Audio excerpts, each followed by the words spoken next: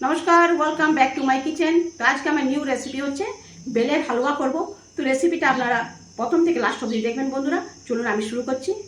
তো এই যে বেলটা নিয়েছি, এই বেলটা আমি ছাড়িয়ে নিচ্ছি, এগুলো খোসাগুলো।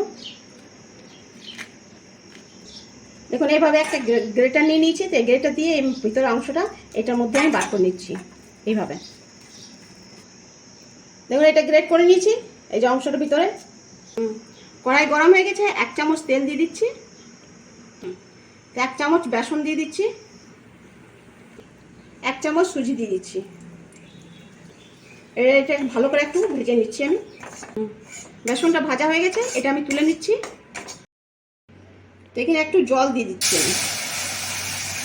এখানে আমি দেখুন এই বাটিতে 2 চামচ চিনি নিয়েছি, চিনিটা আমি দিয়ে দিচ্ছি। চিনিটা একটু গলে যাক। 1 চামচ গুঁড়ো দুধ দিয়ে দিচ্ছি। তো এখানে দিয়ে দিচ্ছি বেলটা। এটা ভালো করে একটু মিক্স করে নিচ্ছি। এখানে বেসনটা যে ভেজে রেখেছিলাম, বেসনটা দিয়ে দিচ্ছি।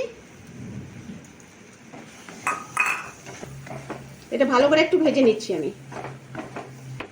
হয়ে গেছে হালুয়াটা, এবার আমি তুলে নিচ্ছি।